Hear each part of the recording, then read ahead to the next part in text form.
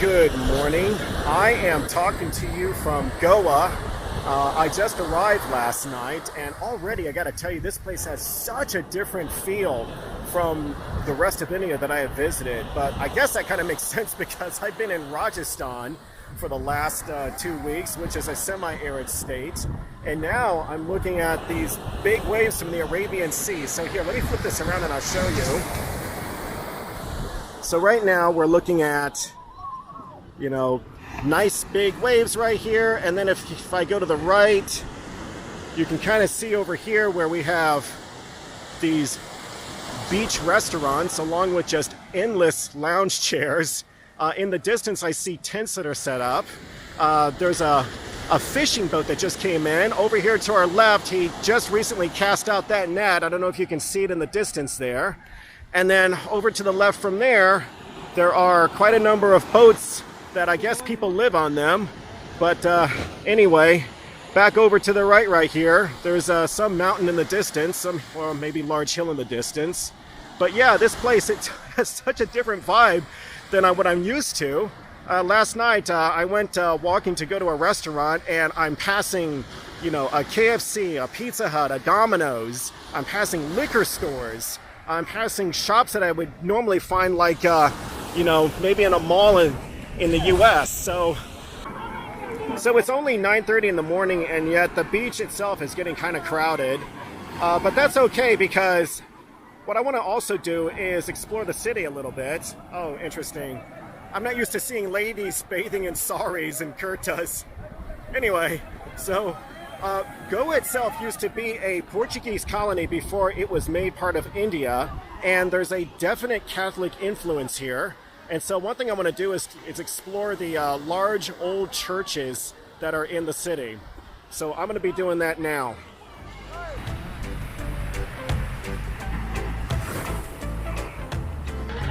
So today I decided I'm going to take a tour to see Old Goa rather than trying to figure everything out by myself. So let's see how that works out. All right.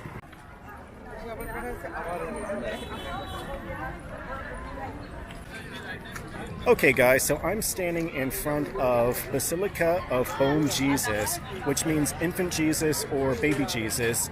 And this church, it's one of the oldest churches in Goa. It's over 400 years old, but what makes it interesting is that it apparently contains the mummified body of Francis Xavier, which is one of the founders of the Jesuit church. So let's go take a look.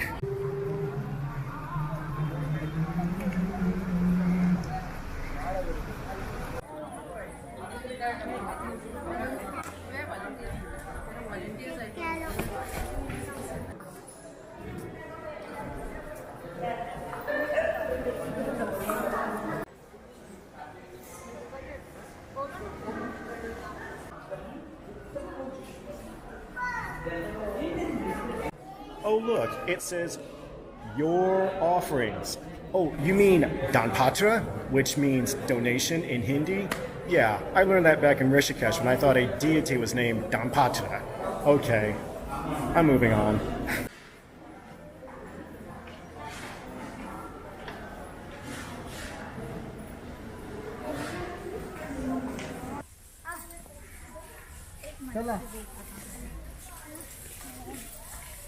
Okay, so I just walked through the church and they don't allow photography inside, but at one point when you get to the far end of the church, if you make a right turn, there is a side room, and in that room there is a mausoleum that's about 15 feet tall, and on top of it is a silver casket, and it has glass panels on the side, and indeed you can see a robed figure lying in the casket. So from what I understand, they will actually lower that casket. Every 10 years they do this. They lower it and bring it over to a nearby cathedral where the public can view it for 44 days. And the body is apparently in good condition, even though it has never been embalmed and never had any chemicals added to it. So I think I'll just chalk all of this up as strange but true.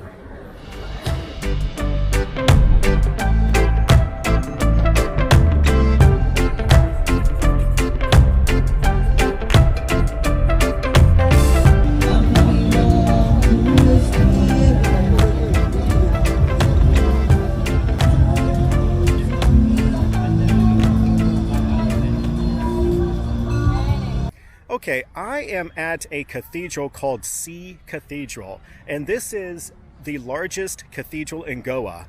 And if you look to my right, you'll see that there is a bell tower over there, but there's not one to my left. And I learned from my tour guide the reason for that is that the tower had crumbled when it was struck by lightning many years ago.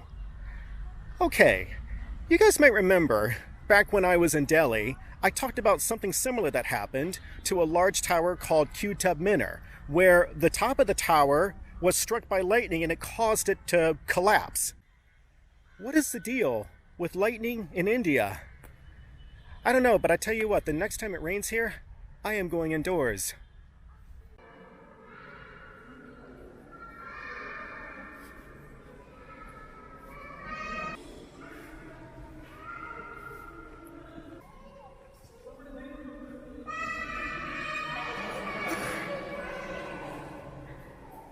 Okay, so this is my last day in Goa, and Goa's been a fun place. I mean, there are lots of beaches here.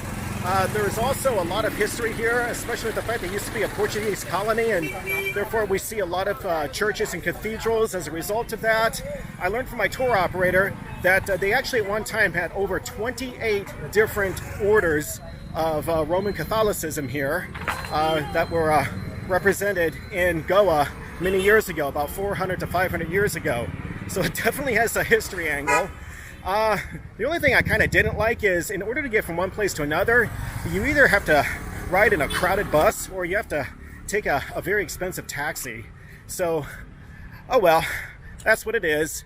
For now though, today is supposed to be a feast day. I think it's a day, St. Francis Xavier feast day. So with that in mind, I'm gonna find some food and then head off to the airport.